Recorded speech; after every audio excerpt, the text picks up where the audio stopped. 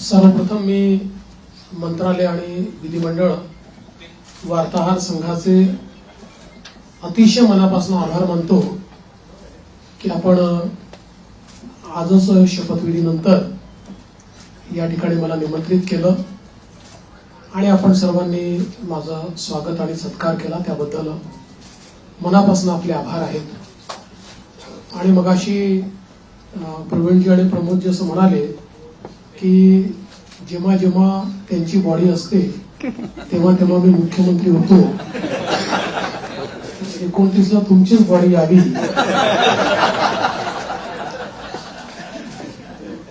अशी शुभकामना मी तुम्हाला देतो। खरं म्हणजे आपला हा संघ राज्याच्या आपल्या संपूर्ण लोकशाही व्यवस्थेतला एक अत्यंत महत्वाचा स्तंभ आहे। कारण विधिमंडळ आणि मंत्रालयातनं राज्याचा कारभार चालतो आणि तो योग्य प्रकारे चाललाय की नाही हे राज्यामध्ये सांगण्याचं काम तुम्ही करता। आणि जिथे काही चुका असतील त्या नजरेस आणून देतात, त्याच्यामुळे त्या चुका देखील सुधारता येतात। एखादी गोष्ट जी अतिशय जनोपयोगाची असेल ती जनतेपर्यंत पोहोचवण्याचा प्रयत्न देखील आपण करता। अर्थात कधी कधी एखादी गोष्ट आम्हालाही माहिती नसते आणि ती जनतेपर्यंत चालली जाते, मग लक्षात येतं की असं काहीतरी घडलेलं आहे आणि मग त्याचं फायर फायटिंग आम्हाला करावं लागतं। पण मला असं वाटतं की आपलं ते काम आहे आणि निश्चितपणे अतिशय चांगल्या प्रकारे आपण सर्व लोक ते करतात। गेली 2.5 वर्ष मुख्यमंत्री एकनाथराव शिंदेजींच्या नेतृत्वात आम्ही सरकार चालवलं आणि अतिशय गतिशील अशा प्रकारचे सरकार होतं। आज शपथविधीच्या निमित्ताने ज्यावेळेस आमची ऍडव्हर्टाइजमेंट चालली होती तर त्यात मला कोणीतरी विचारलं की महाराष्ट्र आता थांबणार नाही असं तुम्ही का म्हणताय? तर मी त्यांना समजावून सांगितलं 2.5 वर्षामध्ये महाराष्ट्राने विकासाची गती घेतली आहे। आता या गतीला आम्ही तसंच पुढे नेऊ। आता महाराष्ट्र थांबणार नाही, त्या गतीनं प्रगतीकडे महाराष्ट्र जाईल आणि पायाभूत क्षेत्र असो, सामाजिक क्षेत्र असो, उद्योगाचं क्षेत्र असो, प्रत्येक क्षेत्रामध्ये महाराष्ट्र अग्रणी राहील असा विश्वास या निमित्ताने मी व्यक्त करतोय। खरं म्हणजे जरी आमचे रोल बदलले असले, मी 14 ला मुख्यमंत्री होतो, शिंदे साहेब आमच्या सोबत होते, 19 ला 72 तासांकरता का होईना पण मी आणि अजितदादा मुख्यमंत्री आणि उपमुख्यमंत्री होतो। मग मागच्या काळामध्ये शिंदे साहेब मुख्यमंत्री होते, मी उपमुख्यमंत्री होतो आणि अजितदादाही उपमुख्यमंत्री होते। आता पुन्हा मी मुख्यमंत्री आहे आणि शिंदे साहेब उपमुख्यमंत्री आहेत, अजितदादाही उपमुख्यमंत्री आहेत। रोल जरी आमचे बदलले असले तरी देखील दिशा तीच राहणार आहे, गती तीच राहणार आहे, समन्वय देखील तोच राहणार आहे। त्यामुळे मला असं वाटतं की कुठेही याच्यामध्ये वेगळेपण हे आपल्याला पाहायला मिळणार नाही। मात्र आताच आमची जी पहिली मंत्रिमंडळाची बैठक झाली त्या बैठकीमध्ये आम्ही तिघांनीही सगळे जे आमचे अधिकारी आहेत त्या अधिकाऱ्यांना सांगितलं की मागच्या काळामध्ये पहिल्यांदा शिंदेजी आणि आम्ही आलो तर 50 ओव्हरची मॅच होती, मग अजितदादा जॉईन झाले तर काळ कमी असल्यामुळे 20-20ची मॅच होती। आता टेस्ट मॅच आहे, त्याच्यामुळे नीट योग्यपणे धोरणात्मक निर्णय घेत पुढची पायाभरणी योग्य प्रकारे करत आपल्याला राज्याला पुढे न्यायचं आहे। आणि मला विश्वास आहे की वेगवेगळ्या योजना आम्ही सुरू केलेल्या आहेत, वेगवेगळ्या पायाभूत गोष्टी आम्ही सुरू केल्या आहेत। मग इरिगेशन मधले नदीजोड प्रकल्प असतील किंवा ऊर्जा क्षेत्रामध्ये 16,000 मेगावॅटचे सौर ऊर्जेचे प्रकल्प असतील की ज्यातनं शेतकऱ्यांना दिवसा वीज मिळणार आहे, किंवा सामाजिक क्षेत्रातले लाडकी बहीण सारखे प्रकल्प असतील, मुलींच्या जी पूर्वी आम्ही 50% फी द्यायचो त्याच्याऐवजी 100% फी देण्याचा आमचा निर्णय असेल, असे हे जे वेगवेगळे निर्णय आहेत, हे निर्णय पुढे सुरूच ठेवायचे आहेत आणि आमचा प्रयत्न हा असणार आहे की आम्ही आमच्या वचननाम्यामध्ये, जाहीरनाम्यामध्ये जी जी आश्वासनं दिलेली आहेत ती आश्वासनं पूर्ण करण्याच्या दृष्टीनं पावलं आम्हाला उचलायची आहेत आणि त्या दृष्टीनं पुढच्या काळामध्ये आम्ही निश्चितपणे योग्य वेळी योग्य निर्णय करून दिलेली सगळी आश्वासनं पूर्ण करण्याचा प्रयत्न करणार आहोत. मी या निमित्ताने महाराष्ट्रातल्या जनतेला आश्वासित करू इच्छितो की एक लोकाभिमुख सरकार, सर्व समाजाला सोबत घेऊन चालणारं सरकार हे महाराष्ट्राला पुढच्याही काळात पाहायला मिळेल. आणि अडचणी अनेक येतात, पण त्या अडचणींवर योग्य मार्ग काढत आम्ही मार्गक्रमण करू हा विश्वास मला आहे. मी आपल्या सगळ्यांची देखील या प्रयत्नांमध्ये साथ मागतोय. आपलं देखील एक प्रकारे सहकार्य या सगळ्या प्रयत्नामध्ये असावं अशा प्रकारची आपल्या सर्वांना विनंती करतो आणि आपल्या माध्यमातून महाराष्ट्राच्या 14 कोटी जनतेला मी आश्वासित करू इच्छितो की हे सरकार पारदर्शीपणे आणि गतिशीलतेनं त्यांच्या कल्याणाकरता काम करेल हा विश्वास मी देतो. एक मिनिट आलोक देशमुख. सर नमस्कार, मी आलोक देशपांडे. गेली 5 वर्षात आपल्या राज्याने इतकं काय काय बघितलं, द्वेष, आरोप, सगळे काय काय खूप लेवलला सगळं गेलं. ही पुढची 5 वर्ष त्याच्यापेक्षा थोडी वेगळी असतील का? राजकारण थोडं वेगळं असेल का? याच्याबद्दल तुम्ही काय सांगा? पूर्णपणे वेगळं असेल. मी सांगितलं की बदल्याचं राजकारण करायचं नाहीये, तर बदल दाखवेल अशा प्रकारचं राजकारण करायचं आहे. त्यामुळे हे खरं आहे की विरोधकांची संख्या कमी आहे, पण विरोधकांच्या संख्येवर त्यांचा आवाज आम्ही मोजणार नाही किंवा संख्येनुसार त्यांचं मूल्यमापन आम्ही करणार नाही. त्यांनी योग्य विषय मांडले तर त्या विषयाला तेवढ्याच प्रकारचा सन्मान आम्ही देऊ. आणि मला असं वाटतं की पूर्णपणे स्थिर सरकारचे 5 वर्ष हे आपल्याला पाहायला मिळतील. जनतेची अपेक्षा देखील आमच्याकडनं हीच आहे, कारण जे मॅन्डेट जनतेने आम्हाला दिलंय असं मॅन्डेट मिळाल्यानंतर जनतेची अपेक्षा आहे की एक स्थिर सरकार महाराष्ट्राला मिळालं पाहिजे. कुठल्याही प्रकारचे 2019 पासनं तर 22.5 पर्यंत जे वेगवेगळे बदल दिसले अशा प्रकारचे कुठलेही धक्के आता यापुढे लागू नयेत ही जी अपेक्षा आहे ती आम्ही पूर्ण करू. दीपक बातुसे. सर, लाडकी बहीण योजना ज्याचा तुमच्या विजयात मोठा वाटा आहे, 2100 रुपये करण्याची तुम्ही घोषणा केली होती. तो निर्णय साधारणतः कधीपर्यंत होणार? आणि दुसरं, आता एक अशी चर्चा सुरू आहे की 1,500 जेव्हा दिले तेव्हा स्क्रुटिनी कोणतीही झाली नव्हती. आता 2100 देताना स्क्रुटिनी होणार अशी चर्चा आहे. त्या संदर्भात वस्तुस्थिती काय असेल? असं आहे की पहिल्यांदा तर ही योजना आम्ही सुरूच ठेवणार आहोत आणि 2100 देखील आम्ही देणार आहोत. आता बजेटच्या वेळी त्याचा आम्ही विचार करू आणि शेवटी आपले सगळे आर्थिक सोर्सेस जे आहेत हे सोर्सेस योग्य प्रकारे चॅनलाइज झाल्यानंतरच आपल्याला ते करता येतं. त्याच्यामुळे ते करण्याचा निर्णय पक्का आहे. जी आश्वासनं दिली ती आश्वासनं पूर्ण करू. त्याकरता ज्या व्यवस्था करायच्या त्या व्यवस्था आम्ही आधी करू.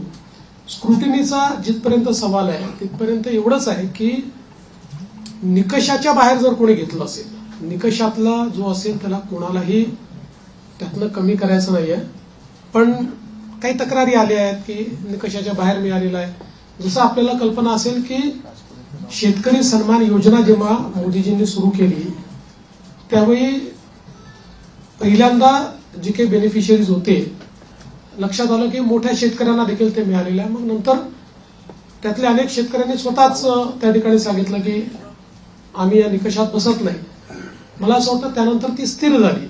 अशाच प्रकारे जर ऍपरंटली या योजनेमध्ये काही ज्यांना आपण निकष त्या निकषाच्या बाहेरच्या आमच्या बहिणी मिळाल्या तर त्याचा पुनर्विचार होईल, पण सरसकट काही पुनर्विचार वगैरे करण्याचा विषय नाही. अभय देशपांडे. मंत्रिमंडळाचा विस्तार कधी होईल आणि विधानसभा अध्यक्षांची निवड तुम्ही मुंबईच्याच अधिवेशनात करा? विधानसभा अध्यक्षाची निवड ही मुंबईच्या अधिवेशनातच आम्ही करू, कारण नियमच असा आहे की शपथ झाल्यानंतर अध्यक्षाची निवड करावी लागते. अध्यक्षांच्या निवडीनंतर राज्यपालांचं अभिभाषण करावं लागतं. त्यामुळे ती सगळी प्रोसेस आताच आम्ही मंत्रिमंडळाने शिफारस करून राज्यपालांना पाठवलेली आहे की 7, 8 आणि 9 या 3 दिवसात ही शपथ घ्यावी. 9 तारखेला स्पीकरचं निवडणूक करावी आणि 9ला आपण अभिभाषण करावं नियमानुसार. अशा प्रकारची शिफारस आता मंत्रिमंडळाने माननीय राज्यपालांना पाठवली. सोनू श्रीवास्तव. विस्ताराच्या संदर्भात मला असं वाटतं की जवळपास आमची प्रक्रिया झालेली आहे. माझा स्वतःचा अंदाज असा आहे की नागपूर अधिवेशनापूर्वी आम्ही विस्तार करू. सोनू श्रीवास्तव. मेरा सवाल है कि सब कुछ चल रहा था तो इतना डिले क्यों हो गया और पोर्टफोलियो बनने में कहाँ दिक्कत थी कि आज भी मनोबल करना पड़ा? देखिए, ऐसा कोई डिले है ऐसा मैं नहीं मानता. इससे पहले भी 2004 में करीब 12-13 दिन का डिले हुआ था. 2009 में भी करीब 9 दिन का डिले था. तो कई बार हम लोगों को ये समझ लेना पड़ेगा कि कोएलिशन की गवर्नमेंट होती है तो उसमें बहुत निर्णय करने पड़ते हैं. एक पार्टी की सरकार होती है तो निर्णय एक ही पार्टी को करना है. कोएलिशन की गवर्नमेंट में बहुत बड़े पैमाने पर कंसल्टेशन करना पड़ता है. वो कंसल्टेशन हमने किया है. करीब करीब हमारे नंबर्स भी हमने फ्रीज किए हैं. वो कितने अभी हम नहीं बताएंगे, वो पार्टियां बताएंगी, इसलिए मुझे पूछो मत. और पोर्टफोलियो को भी अभी हम लोगों ने करीब करीब फाइनलाइज किया है. कुछ थोड़ा बचा है उसमें, वो भी कर लेंगे. तो मुझे लगता है कि अब हमारे सामने जो प्रश्न थे वो प्रश्न धीरे धीरे समाप्त हो गए. प्रवीण राऊत. सीएम साहेब, मागील महायुतीच्या सरकारमध्ये तिन्ही पक्ष होते. त्या तिन्ही पक्षाकडे जे विभाग होते तेच विभाग राहणार की त्याच्यामध्ये काही बदल होणार? थोडे बहुत बदल होऊ शकतात. फार बदल होतील असं नाही आहे. थोडे बहुत बदल होतील. धर्मेंद्र जोरे. 1 मिनिट. नमस्कार सर. पूर्वीच्या 2014 आणि 1900 वेळी आपलं जे ट्रेनिंग आहे ते आपल्या फ्लॅगशिप प्रोग्रामसाठी जमलं जातं. यावेळी तुमच्या डोक्यात की अशी कल्पना आहे की मागच्या वेळी तुम्ही एक कायद्याची हमी दिली होती. आज मला आत्मविश्वास आहे की तुमच्या डोक्यात काही असेल त्याची जर आज तुम्हाला घोषणा करायची असेल तर आम्हाला सांगितलं उद्यापासून आम्हाला काहीतरी नाही, काही गोष्टी आहेत डोक्यात, पण अजून माझ्या दोन्ही मित्रांची कन्सल्टेशन बाकी आहे. पण आत्ता माझा फोकस जो आहे ना तो या ज्या काही महत्वाच्या योजना आहेत, जसं नदी जोड प्रकल्प, याचं काम सुरू झालं पाहिजे याच्यावर माझा भर असणार आहे. सौर ऊर्जेचे प्रकल्प आपण घेतले आहेत ज्याच्यामध्ये आता रोजची डिलिव्हरी सुरू झाली. आता 60 मेगावॅट तयार झाले, 100 मेगावॅट अजून तयार होत आहेत. कुठल्याही परिस्थितीमध्ये 2026 पर्यंत 16,000 मेगावॅटचे प्रकल्प पूर्ण करायचे आहेत.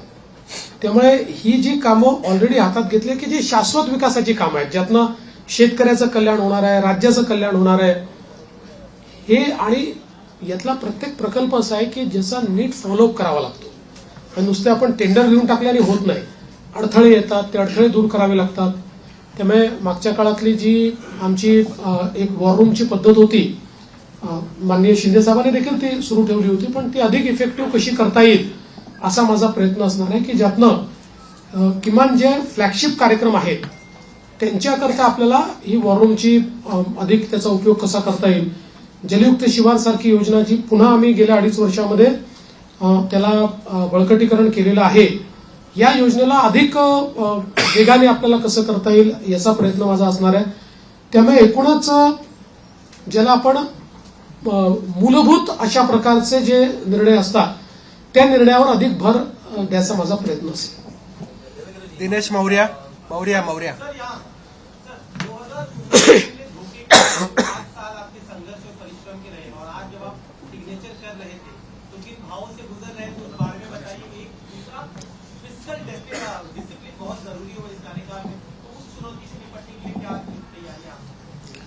देखिए, मैंने आज जो पहली सिग्नेचर की है वो हमारा जो मुख्यमंत्री आरोग्य सेवा का कक्ष है, उस कक्ष में एक कैंसर रुग्ण को बोन मैरो ट्रांसप्लांट के लिए 5 लाख रुपए मुख्यमंत्री सहायता निधि से देने का निर्णय मैंने किया है. पहली साइन वो मैंने की हुई है. और यहाँ पर हालांकि मेरा अनुभव बहुत है और पिछले 10 सालों से 2.5 साल में विपक्ष का नेता रहा, लेकिन 7.5 साल में सरकार में रहा, तो सरकार का अनुभव भी बहुत है।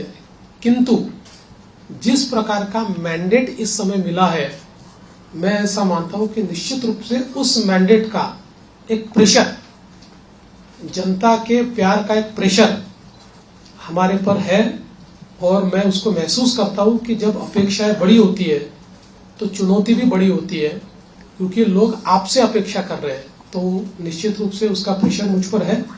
और जहां तक फिस्कल डिसिप्लिन का सवाल है, तो निश्चित रूप से उसके ऊपर हमको काम करना ही पड़ेगा, क्योंकि हमने बहुत महत्वाकांक्षी योजना की है। देखिए क्या होता है कि नॉर्मली आप सोशल सेक्टर में और इंफ्रास्ट्रक्चर सेक्टर में, दोनों सेक्टर में एक साथ काम करते हैं, लेकिन सोशल सेक्टर का स्पेंडिंग ये हम लोगों ने 4 गुना 5 गुना बढ़ाया है, जो मैं ऐसा मानता हूं कि इकोनॉमिक्स में इसको गलत नहीं माना जाता है, क्योंकि इसका भी एक अपना रिटर्न होता है। इसके सोशल रिटर्न भी होते हैं, इसके इकोनॉमिक रिटर्न भी होते हैं, लेकिन उसका प्रेशर जरूर बजट के ऊपर आता है, तो उस बजट को बैलेंस करना ये हमारा काम होगा, हम उसको करेंगे। सदानंद खोपकर. देवेंद्रजी, प्रथम मी आपल्याला मुख्यमंत्री पदभार घेतल्याबद्दल अभिनंदन करतो. 2014 पूर्वीचं जे जो महाराष्ट्र आपण पाहिला होता, 2014 नंतरचा 2024 ही 10 वर्षाचा काळ म्हणजे तसा फार मोठा काळ गेलेला आहे. या 2024 नंतरच्या महाराष्ट्राकडे आपण कसं पाहता? मला असं वाटतं की महाराष्ट्र वेगाने प्रगतीच करतो आहे, मात्र राजकीय संस्कृती जी महाराष्ट्रातली आहे त्याच्यावर पुनर्विचार करण्याची गरज ही सर्व पक्षांना आहे. महाराष्ट्रातलं जे राजकीय वातावरण होतं ते आपल्याला योग्य कसं करता येईल याचा प्रयत्न आपण केला पाहिजे. मी शपथविधीच्या निमित्ताने माननीय पवार साहेब असतील, माननीय उद्धवजी ठाकरे असतील, माननीय सुशीलकुमार शिंदेजी असतील, माननीय पृथ्वीराज चव्हाण साहेब असतील किंवा सन्माननीय राज ठाकरे साहेब असतील, अशा सगळ्या प्रमुख लोकांना त्या ठिकाणी स्वतः फोन करून त्यांना निमंत्रण दिलं. त्यातल्या प्रत्येकाने माझं अभिनंदन केलं, मला शुभेच्छा दिल्या. काही व्यक्तिगत कारणाने ती लोक येऊ शकले नाहीत, पण त्यांनी शुभेच्छा दिल्या. मला असं वाटतं की जो राजकीय संवाद महाराष्ट्रामध्ये आणि इतर राज्यांमध्ये आणि विशेषतः दक्षिणेच्या राज्यांमध्ये जे काही अंतर आहे ते हेच अंतर आहे की महाराष्ट्रात राजकीय संवाद हा कधी संपला नाही. आपण अनेक राज्यांमध्ये असं बघतो की 2 पक्षांमध्ये किंवा 2 नेत्यांमध्ये इतका विसंवाद असतो की हिंदीमध्ये ज्याला खून के प्यासे म्हणतो, अशा प्रकारची परिस्थिती आपल्याला पाहायला मिळते. ती महाराष्ट्रात नव्हती, आजही नाही आणि ते पुढे राहू नये हा माझा प्रयत्न असेल. याला जोडून बघतो एक तर तुम्ही राहाल नाही तर मी असं म्हणणाऱ्यांना काय उत्तर द्या? नाही, मी त्याच वेळेस सांगितलं होतं की राजकारणात सगळेच राहतात, तेही राहतील, मी राहील, आम्ही सगळेच राहणार आहोत. संजय बापट.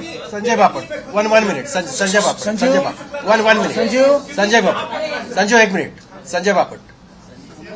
पायाभूत सुविधा आवडता विषय असतो. तुम्ही मागच्या टर्ममध्ये समृद्धी महामार्ग पूर्ण केला, त्याच्यानंतर या टर्ममध्ये तुम्ही सुरुवात केली ती शक्तीपीठ महामार्ग. काय निवडणुकीच्या वेळी त्याचं भूसंपादन शक्तीपीठ महामार्गाच्या संदर्भात सांगली जिल्ह्यापर्यंत त्याला पूर्ण समर्थन आहे आणि सगळे शेतकरी आमच्याकडे येऊन सांगतात की तुम्ही भूसंपादन करा. सांगली जिल्ह्यातल्या काही भागात त्याला समर्थन आहे, पण कोल्हापूर जिल्हा जिथे सुरू होतो तिथे मात्र त्याला खूप मोठ्या प्रमाणात विरोध आहे. आणि आम्ही ज्यावेळी समृद्धी महामार्ग केला त्यावेळी आम्ही विरोध पत्करून नाही केला, लोकांना समजावून केला.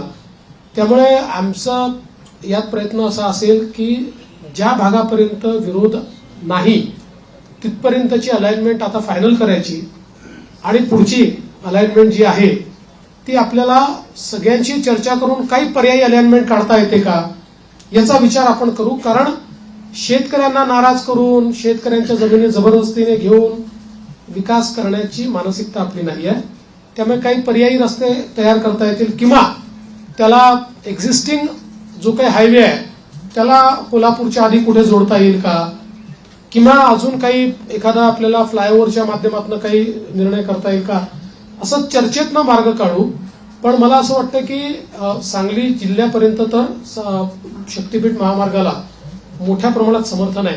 आणि माझा या महामार्गावर एकाच कारणाकरता थोडासा जोर आहे की जसं समृद्धी महामार्गामुळे विदर्भ आणि मराठवाड्यातले विशेषतः संभाजीनगर आणि जालना जिल्ह्याचं चित्र बदललं. म्हणजे आता महाराष्ट्राचं न्यू इंडस्ट्री मॅग्नेट हे पुण्यावरनं हळूहळू, हे पुण्यातनं शिफ्ट होणारच नाही, पण आता त्याचा विस्तार हा आपल्याला संभाजीनगर आणि जालन्याला होताना दिसतोय.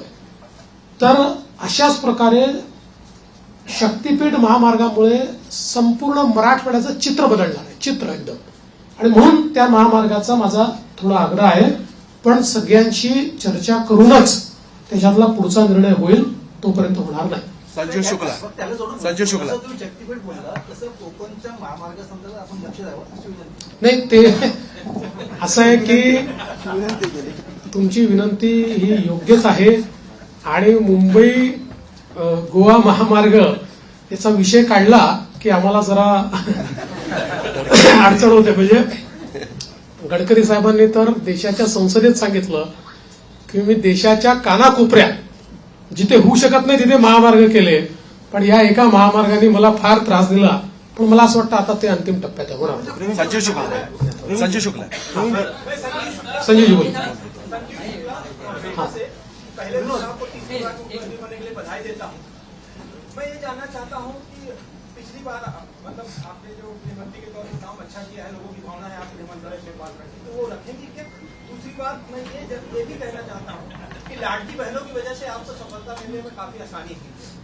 राजनीति में इतने व्यभिचारी घुस गए हैं, कई मंत्रियों के ऊपर ऐसे बलात्कार के इस तरह के आरोप लगे हैं, तो क्या आप उनका अप्रेजल देखें उसके बाद मंत्री बनाएंगे या किसी को बना देंगे?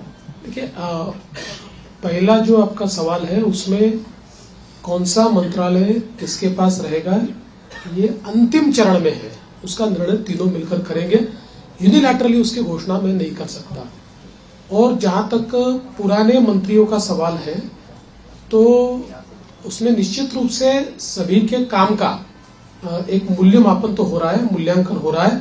उस मूल्यांकन क्योंकि हमारे जो दोनों साथी है एकनाथ शिंदे जी ने भी और दादा ने भी, हम तीनों ने बैठकर ये तय किया है कि हम मूल्यांकन करेंगे, पुराने मंत्रियों के कामों का मूल्यांकन होगा, उसके आधार पर आगे का निर्णय होगा.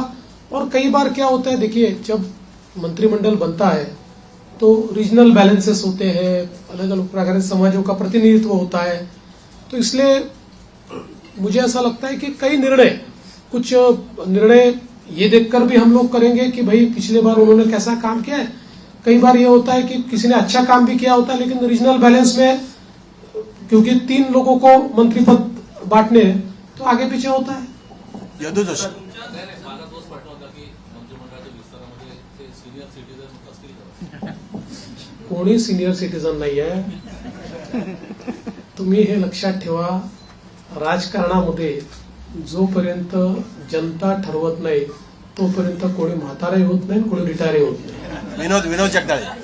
सर, मेरा सवाल ये है कि नई इंडस्ट्री लाने के लिए क्या प्रयास होंगे? और पिछले 2.5 साल में आपने देखा होगा कि विपक्ष हमेशा यही चिल्लाता रहा है कि सारे उद्योग गुजर जा रहे हैं. देखिए, विपक्ष को तो बार बार जवाब दिया है, आंकड़ों से दिया है. आज आपको एक और नया आंकड़ा बताता हूं कि पिछले पूरे साल में हमको जितना एफडीआई मिला उसका 90% एफडीआई 6 महीने में मिल गया. तो आप समझ सकते हो कि कितना इनफ्लो इंडस्ट्री का आ रहा है. और जल्दी ही कुछ इंडस्ट्रीज की घोषणा मैं करूंगा. मेरी बातचीत अंतिम चरण में है कि जिनको महाराष्ट्र को पाकर, उन इंडस्ट्रीज को पाकर बहुत महाराष्ट्र को खुशी होगी, ऐसी कई इंडस्ट्रीज के साथ मेरी चर्चा अंतिम चरण में. अजय वैद्य. एक मिनिट. अजय वैद्य. एक मिनिट. अजय वैद्य. आपण अनेक कल्याणकारी योजना सुरू केलेल्या आहेत. प्रश्न असा असतो की त्याची जी अंमलबजावणी असते त्यावरती अनेकदा असं बघायला मिळतं की काही जे पात्र असतात पण त्यांना म्हणजे काही तांत्रिक कारणामुळे किंवा नीट माहिती नसल्यामुळे त्याचा लाभ मिळत नाही. म्हणजे जर 100%पैकी 70% लोकांना मिळाला लाभ आणि पात्र असून 30% जर मिळत नाही त्यांच्यामुळे ती योजना टिकावते. तर ह्याची जी अंमलबजावणी जी आहे त्याच्यासाठी एक मॉनिटरिंग सिस्टीम अशी तुम्ही काही सजेशन द्या म्हणून मी सजेशन देतो. नाही, चांगलं आहे. आपण कराल का तुम्ही म्हणजे असं मॉनिटरिंग सिस्टीम असावी की एक मिनिट की त्याचा एक स्वतंत्र खातं निर्माण करावं, त्याला एक कॅबिनेट दर्जाचे मंत्री असावे, त्यांना सगळ्या खात्यांना ऍक्सेस असावा आणि म्हणजे त्यामुळे जर त्यांनी जर असं मॉनिटरिंग केलं काय तर ह्या योजना खरोखर लोकांना त्याचा प्रत्यक्ष लाभ होऊ शकेल. आणि माझं एक सजेशन असं आहे की शिंदे साहेबांनी ह्या सगळ्या याच्यात जो हे केलेलं आहे तर शिंदे साहेबांकडे हे काम सोपवलं तर ते चांगल्या प्रकारे होऊ शकेल आणि चांगला त्यांना सगळे अधिकार द्यावे करायचं. आपली आणि सूचना या खात्याला शिवशाही खातं असं नाव द्यावं अशी माझी सूचना आहे. आपली सूचना चांगली आहे. मला असं वाटतं की याच्यामध्ये फायनान्शियल मॉनिटरिंग हे सीएजीच्या थ्रू होतं. सोशल ऑडिट करता आपल्याकडे कुठली यंत्रणा नाही आहे. या योजनांचं केवळ आपण फायनान्शियल ऑडिट करतो सीएजीच्या माध्यमातून. निश्चितपणे फ्लॅगशिप ज्या योजना आहेत याच्या सोशल ऑडिटची देखील काही व्यवस्था आम्ही उभी करू. सुरेंद्र गांगड एक मिनिट सुरेंद्र गांगड नाही, आता आपला निधी परत जात नाहीये. निधी आपण पूर्ण खर्च करतो. सुरेंद्र गांगड सुरेंद्र जरा एकच मिनिट एक 1 मिनिट सुरेंद्र गांगड. म्हणत होतं की विरोधी पक्ष नेते असणं विरोधी पक्ष असणं हे लोकशाहीसाठी लाडक्या बहिणीचा आणि त्याचा आदर केला जाईल. बऱ्याच जरी त्यांची 10% एवढी त्यांची जरी हे नसली 10% तरी काही राज्यांमध्ये तेवढे आमदार नसताना विरोधी पक्षाने पण केला गेले असा विचार आपल्याकडे एवढा. बघा, हा निर्णय अध्यक्षांना करायचा. हा निर्णय काही सरकारचा निर्णय नसतो, हा अध्यक्षांचा निर्णय असतो. अध्यक्ष जो निर्णय करतील तो आम्हाला मान्य असेल. आपण हे बघितलं असेल की लोकसभेमध्ये जेव्हा विरोधी पक्षनेते पद नव्हतं 10 वर्ष, तरी देखील जो सर्वात मोठ्या पक्षाचा नेता होता त्याला विरोधी पक्षनेत्याप्रमाणे सगळे अधिकार लोकसभेने दिले होते किंवा सगळ्या प्रकारे त्या जागांवर जिथे स्टॅट्युटरीली विरोधी पक्षनेता असतो तिथे त्यांना इन्व्हॉल्व्ह करून घेतलं. या ठिकाणी अध्यक्ष जो निर्णय करतील आम्हाला तो मान्य असेल. त्यांनी जर ठरवलं की आपल्याला विरोधी पक्षनेता द्यायचा आम्ही कधीच विरोध करणार नाही. तिथे कोणतरी लाडकी बहीण कोणतरी बोलते हा येस एकच मिनिट काय शेवटचं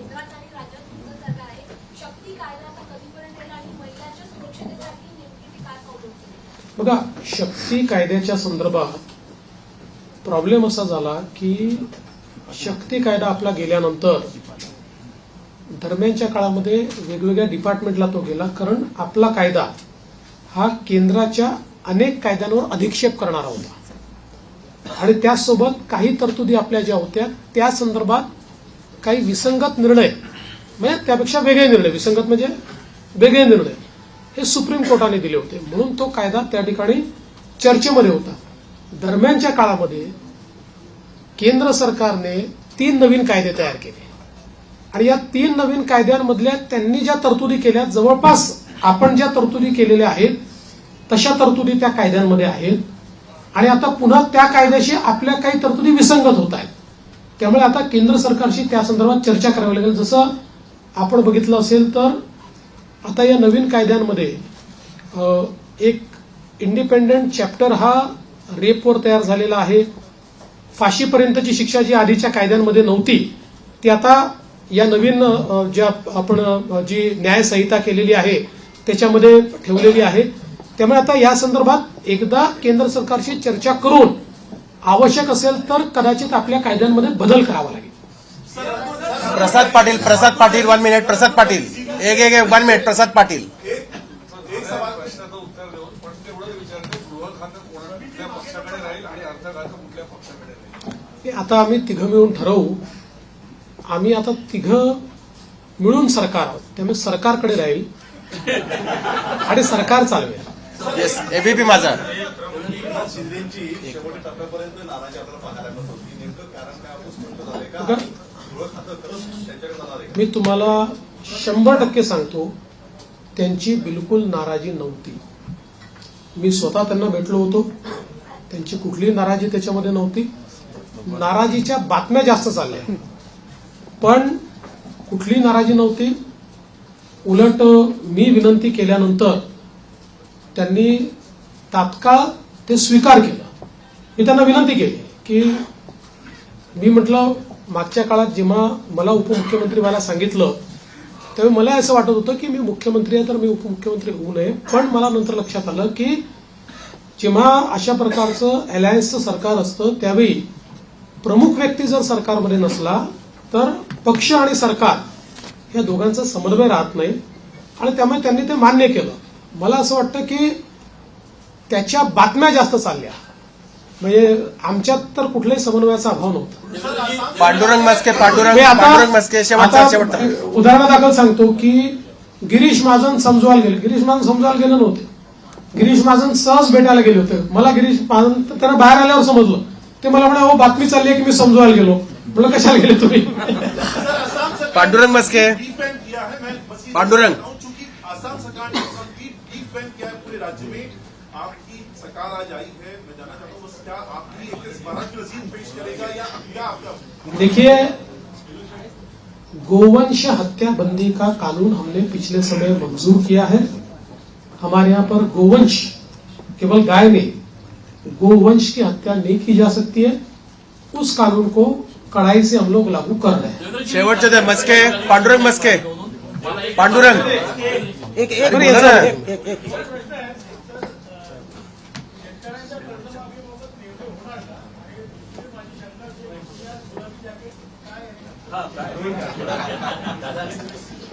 दादांनी शिवून दिलं. एक तो प्रश्न एक प्रश्न कर्जमाफीच्या संदर्भात जी आम्ही घोषणा केली आहे त्याची अंमलबजावणी करू. प्रश्न है, कॉर्पोरेशन मुंबई के आसपास के कॉर्पोरेशन है, उसके सारे चुनाव 2-3 साल से पेंडिंग है.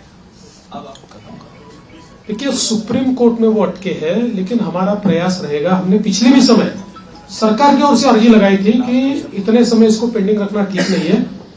सुप्रीम कोर्ट ने जो इंडिकेट हमको किया उसमें वो अभी कंटिन्यूस सुनवाई लेंगे ऐसा उन्होंने कहा है. हमारा प्रयास रहेगा कि जल्दी सुनवाई हो, क्योंकि केवल वहां नहीं पूरे महाराष्ट्र में ये चुनाव बाकी है. और मैंने बार बार ये कहा है कि स्वस्थ लोकतंत्र के हिसाब से जो स्थानीय इकाई है उसका चुनाव होना बहुत जरूरी है. दीपक कैतके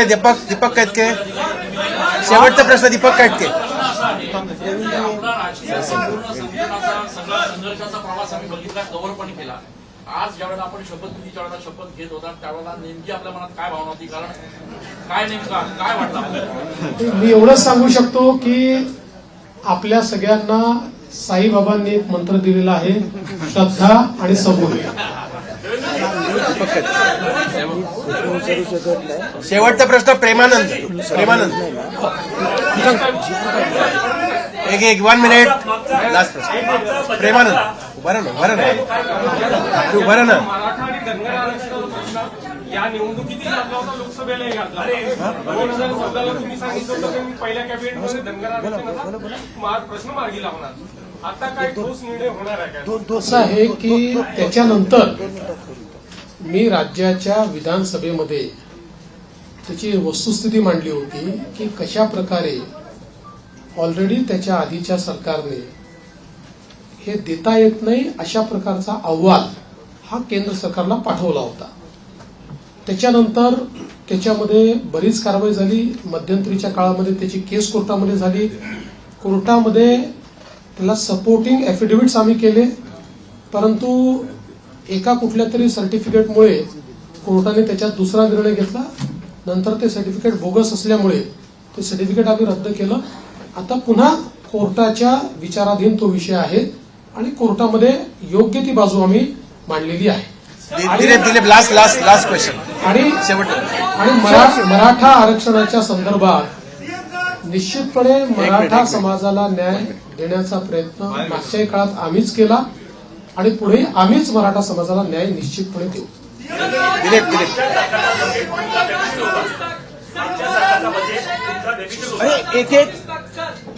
काय सर 2019 से लेकर 2024 तक खासकर लॉ एंड ऑर्डर को लेकर आपको हमेशा गृह मंत्रालय आपके पास था, विरोधी पक्ष आपको टारगेट करता रहा.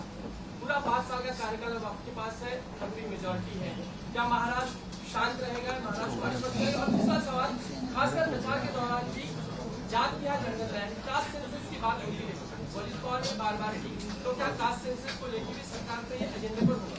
और इसी से जुड़ा हुआ एक सवाल है, ये पत्रकारों के लिए आपने कानून बनाया था, लेकिन उसका अभी तक नोटिफिकेशन नहीं निकला है, उसको लेकर आप क्या सोच रहे हैं?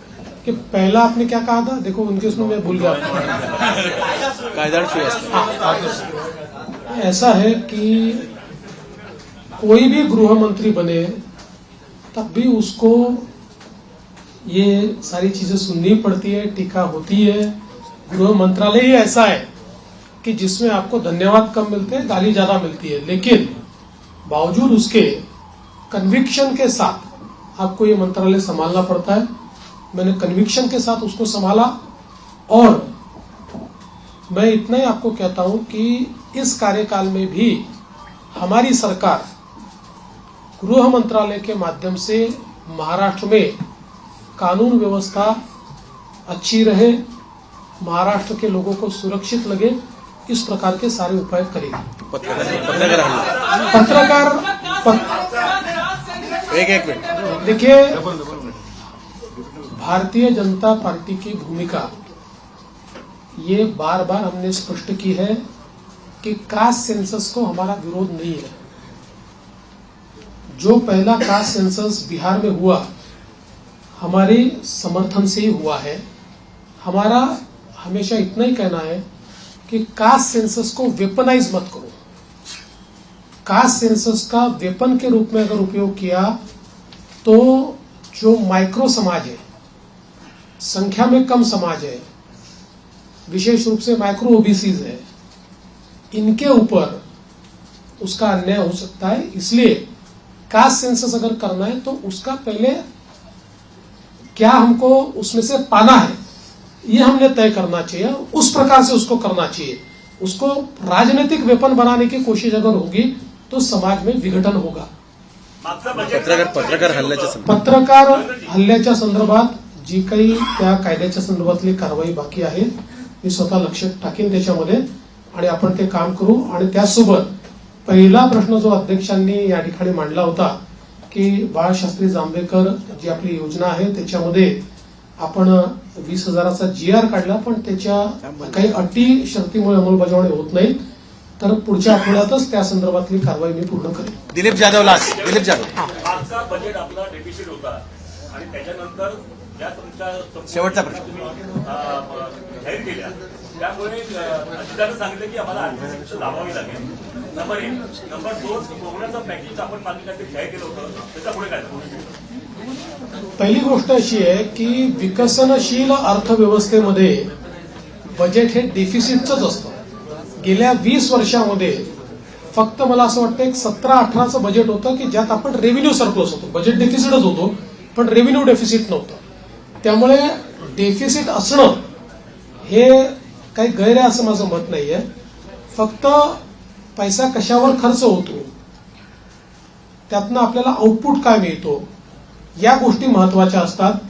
आणि तुमचा डेट जीडीपी रेशिओ काय, जसं उदाहरणादाखल लोक सांगतात महाराष्ट्रात 7 लाख झालं, 7 लाख कोटी कर्ज झालं, पण महाराष्ट्राचा जो अर्थसंकल्प आहे किंवा महाराष्ट्राचा जो जीएसडीपी आहे तोही आता ½ ट्रिलियनच्या वर गेलेला आहे। त्याच्यामुळे त्याच्याशी जेव्हा तुम्ही कम्पेअर करता त्यावेळी इतर राज्यांच्या तुलनेमध्ये महाराष्ट्र हा आपल्याला चांगलाच दिसतो। अर्थात आता ज्या कल्याणकारी योजना आम्ही घेतलेल्या आहेत त्याचा 2-3% भार हा पुन्हा ऋणभार म्हणून त्या ठिकाणी आम्हाला पडणार आहे, पण त्याचवेळी त्यातनं जे सोशल बेनिफिट मिळेल आणि कॅस्केडिंग त्यातनं जे इकॉनॉमिक बेनिफिट मिळेल त्यातनं पुढच्या 3-4 वर्षामध्ये आम्ही त्याची भरपाई करू शकू। म्हणून मला असं वाटतं की फार याची चिंता करू नये की डेफिसिट आहे, याची चिंता केली पाहिजे की डेफिसिट कशामुळे होत आहे। जो पैसा चाललाय तो सामाजिक क्षेत्रात किंवा इन्फ्रास्ट्रक्चरच्या क्षेत्रात योग्य वापरला जातोय की नाही, तो प्रयत्न आम्ही करू।